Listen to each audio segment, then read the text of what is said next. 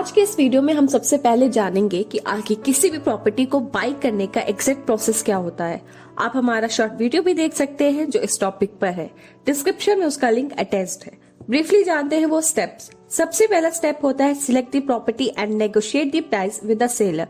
Then उस property को generally 10% देकर बुक कर लीजिए, जिसका मतलब होता है कि आपका प्राइस डिसाइड हो जाने के बाद आपने जब एडवांस सेलर को पे कर दिया है तो एज अ बायर आपको एक एग्रीमेंट साइन करना होता है called agreement to sell with the seller, जिसमें टर्म्स एंड कंडीशंस मेंशन किए जाते हैं उस डील के एंड डिटेल्स होती है प्रॉपर्टीज की। लेकिन यहाँ हम आपको बता दें कि यह सेल डीड नहीं होती है। फाइनल पेमेंट के बाद ही सेल डीड बनती है और साइन की जाती है। आइए अब जानते हैं कि आखिर में सेल डीड होता क्या है। बता दें कि सेल डीड एक लीगल एंड फाइनल डॉक्यूमेंट होता है जब कोई प्रॉपर्टी आप बाई कर लेते हैं एंड उसका फाइनल पेमेंट कर देने के बाद आपको एग्रीमेंट पेपर साइन कर देना होता है एंड फाइनली उस प्रॉपर्टी का ओनरशिप अपने नाम करवा लेना, उसे कहते हैं सेल डीड।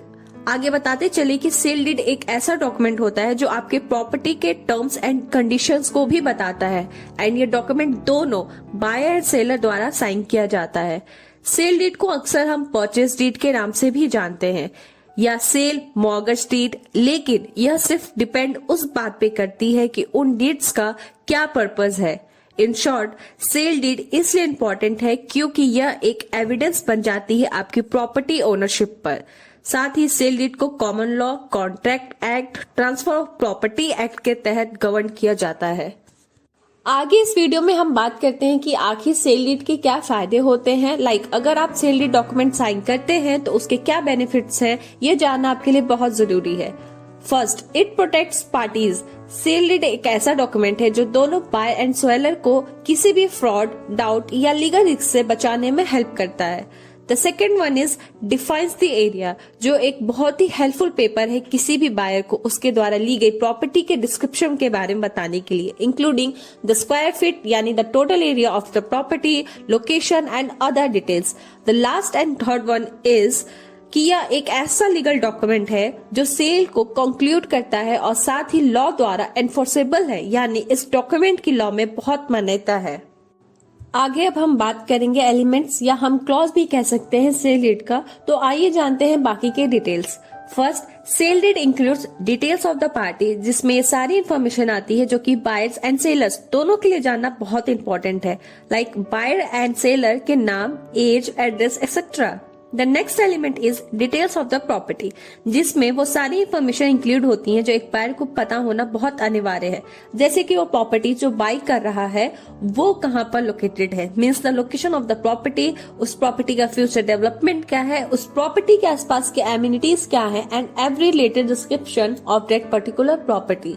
साथ ही इसमें प्रॉपर्टी का कंस्ट्रक्शन डिटेल भी मेंशन होता है, लाइक वो प्रॉपर्टी कब बनी है एंड अगर अंडर कंस्ट्रक्टेड प्रॉपर्टी है तो कब तक बन जाएगी, plus the area of the property.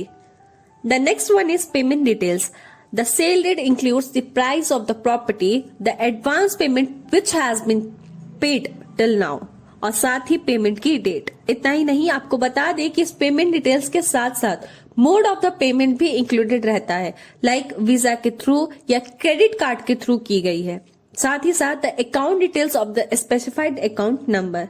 The fourth one is handing over the original papers, जो इंक्लूड करते हैं वो सारी इंफॉर्मेशन और प्रॉपर्टी की as an evidence and in original format, और साथ ही साथ कि कब उस प्रॉपर्टी के ओरिजिनल डॉक्यूमेंट्स बायर को हैंड ओवर होंगे and all the position details कि सेलर बायर को कब पोजीशन देगा विद डेट।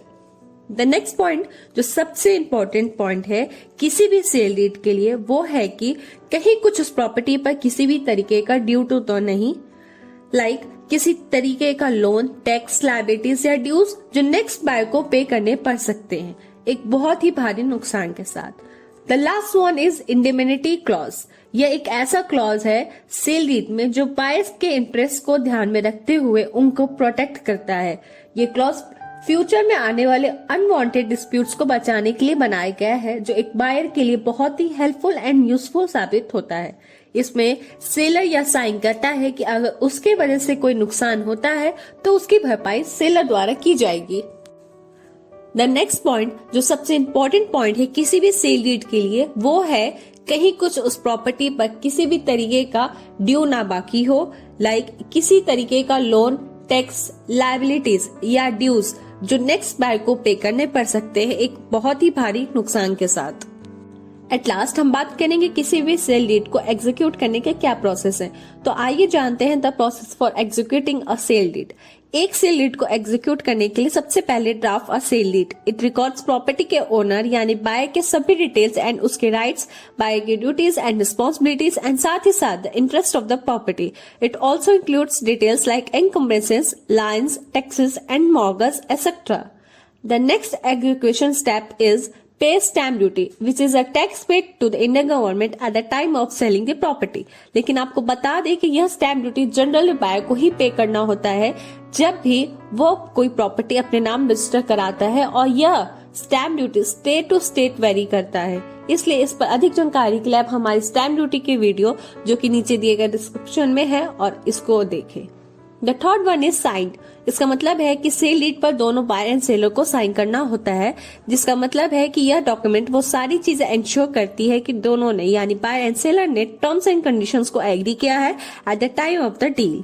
साथ ही आपको बता दें कि यह सेल डीड को आप फॉर्मली रजिस्टर करा सकते हैं 4 महीनों के अंदर अंदर in order for it to be valid. The next one is registered. इसमें इसका मतलब यह होता है कि sale deed serve as a proof of ownership and important legal documents जो रिक्वायर होते हैं टैक्सेशन प्रोसेस के लिए। आपकी जानकारी के लिए बता दें कि यह एक तरीके का एफिडेविट होता है जो बायर एंड सेलर दोनों के द्वारा साइन किया जाता है। साथ ही डॉक्यूमेंट रेवेन्यू डिपार्टमेंट को सबमिट किया जाता है जब प्रॉपर्टी को रजिस्टर किया जाता है and under the tax laws it must be registered within 4 months of signing the document.